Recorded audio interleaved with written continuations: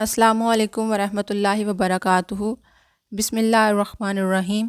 اللہم صلی علی محمد و علی آلہ وصحبہ وبارک وسلم۔ آج کا ہمارا ٹاپک ہے درود پاک کی عطا جو 3 لوگوں کی بخشش کی ضمانت بنا۔ اب ان ایمان فروز واقعات کا آپ سے شیئر کرنے کا مقصد یہ ہے کہ آپ میں درود پاک پڑھنے کا جذبہ پیدا ہو اور آپ زیادہ سے زیادہ درود پاک پڑھیں۔ درود جو ہے نا وہ دنیا اور آخرت میں کامیابی اور نجات کا باعث بنتا ہے۔ درود پاک پڑھنے والے پر دونوں جہانوں میں آسانیاں فرمائی جاتی ہیں۔ اب اس دنیا میں کوئی بھی ایسا نہیں ہے جس کی زندگی میں کوئی مسئلہ یا کوئی پریشانی نہ ہو۔ بعض تو اس مسئلے اور پریشانی سے نکل ہی نہیں پاتے یا نہیں پا رہے اور وہ مایوسی کا شکار ہو جاتے ہیں۔ ان سب کے لیے بہترین عمل یا جو بہترین ذکر ہے وہ درود پاک ہے۔ درود پاک پر جو ہے نا وہ بندے کو کیا کیا نعمتیں عطا کرتا ہے اس نے کبھی تصور بھی نہیں کیا ہوتا۔ اب یہ بات یقین کے ساتھ صرف وہی کہہ سکتا ہے جس نے جو ہے نا درود پاک کا فیض حاصل کیا ہو یا جس کی درود پاک کی وجہ سے مشکلات حل ہوئی ہوں۔ اب آپ بھی درود پاک کو پڑھ کر دیکھیے، پھر آپ بھی میری بات سے ایگری کریں گے۔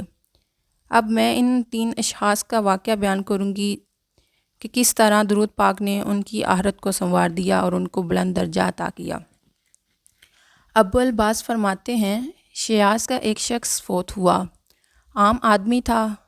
خواب میں نے دیکھا کہ اس کے سر پر سونے کا تاج اور خوبصورت جنت کا لباس پہنے ہوئے، اب اس پر خوبصورت ہیرے جوہرات لگے ہوئے تھے۔ ابو العباس فرماتے ہیں کہ میں نے پوچھا، اے بندے تیرے ساتھ کیا ہوا؟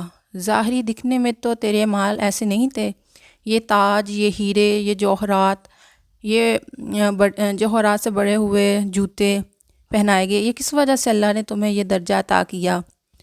کہنے لگے کہ اللہ نے مجھے معاف کر دیا، مجھے بزرگی عطا کر دی، مجھ پر کرم کیا اور مجھے جنت میں داخل کر دیا۔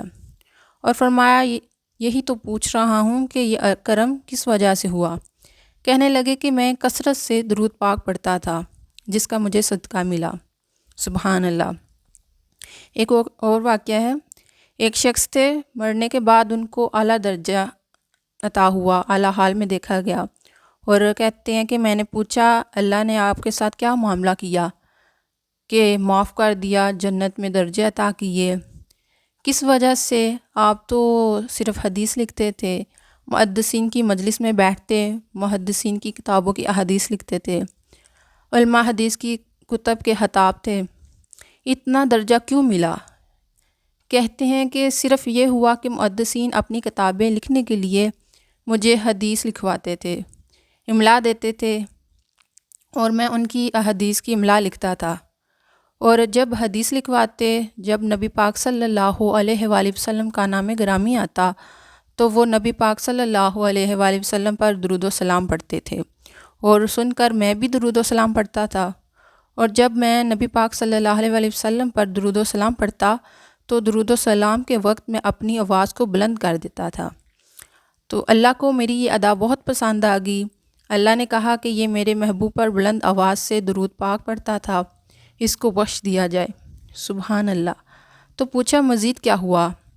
کہا کہ مجلس میں بیٹھے ہوئے لوگ جب میری اونچی آواز سے درود و سلام سنتے تو وہ بھی درود پڑھنے لگ جاتے، تو اللہ تعالیٰ نے کہا کہ اس سے سن کر جنہوں نے بھی درود پاک پڑھا ان کو بھی بخش دیا جائے۔ ایک حدیث پاک میں آتا ہے، بنی اسرائیل میں ایک شخص تھا جو گناہ گار تھا، لوگ جانتے تھے کہ اس کے گناہ ہیں۔ جب اس کی وفات ہو گئی تو لوگوں نے کہا کہ اس کو مار دو، پتھر مارو، پھینک دو، دفن نہ کرو۔ جب لوگ یہ کرنے لگے تو اللہ تعالیٰ نے فوراً اپنے پیغمبر حضرت موسیٰ علیہ السلام کی طرف وحی بھیجی اور فرمایا، اے موسیٰ، لوگ اس کو پھینک رہے ہیں، تو اس بندے کو خود اپنے ہاتھوں سے غسل دے، اس کو کفن پہنا، اس پر نماز جنازہ پڑھ، کیونکہ میں نے اس کو بخش دیا۔ اب حضرت موسیٰ علیہ السلام نے عرض کیا، یا رب، اسے کس عمل کی وجہ سے تو نے بخش دیا کہ میں اس کو غسل دوں اور اس کی نماز جنازہ پڑھاؤں، اتنا درجہ عطا کیا؟ اللہ تعالیٰ نے فرمایا، اس لیے کہ یہ جب تورات کھولتا تھا، اور جس دن بھی یہ تورات کھولتا پڑھنے کے لیے، تو تورات میں جہاں بھی میرے محبوب حضرت محمد صلی اللہ علیہ وآلہ وسلم کا نام آتا تو یہ میرے محبوب پر درود و سلام بھیجتا تھا۔ تو میں نے حضور پاک صلی اللہ علیہ وآلہ وسلم کے درود و سلام کے صدقے اس کے سارے گناہ بخش دیے۔ تو جس نبی کے درود و سلام کے صدقے سے بنی اسرائیل کے گناہ بخش دیے جائیں تو وہاں امت محمدی کا کیا عالم ہوگا۔ اب آپ اس بات کا اندازہ لگا لیں کہ کبھی کبھار درود پاک پڑھنے کا یہ انعام ملا، یہ درجہ عطا ہوا، اور اگر ہم روزانہ کثرت کے ساتھ درود پاک پڑھیں تو کیا عالم ہوگا۔ اب 313 مرتبہ کثرت میں آتا ہے، 5 منٹ لگتے ہیں زیادہ سے زیادہ، تو اس کو پڑھ لیا کریں، شروعات اس سے شروع کریں۔ ویسے تو ہر تعداد کا اپنا فیض ہے، 1000 مرتبہ پڑھنے کا اپنا فیض ہے، 5000 مرتبہ پڑھنے کا اپنا ہے، لیکن شروعات آپ کم از کم 313 سے کریں۔